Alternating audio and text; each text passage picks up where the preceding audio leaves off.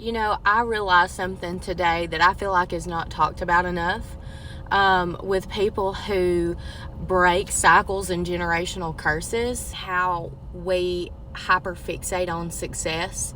And it doesn't matter how much success you have, it's never enough.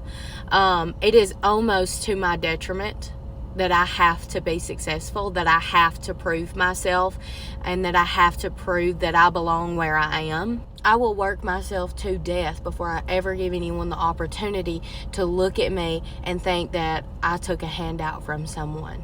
In fact, at one time I worked 3 jobs and took classes at night to get my real estate license. Still, when I meet new people, I feel like they look at me and they automatically know where I came from, that they see straight through me.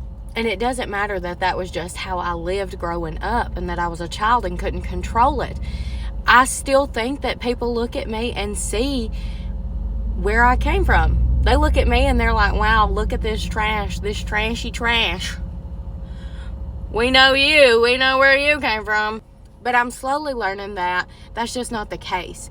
People don't look at me and think that I don't deserve to sit at the table with them because of where I came from. Because most of the time they have no clue.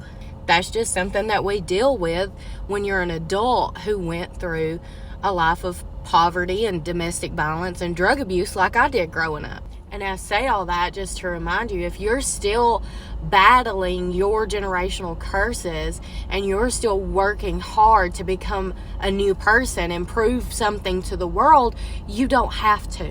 And those of us who actually had to dig through the pits of hell to get to where we are, we have the advantage. We know where we came from and we never forget it, but we're not defined by our past.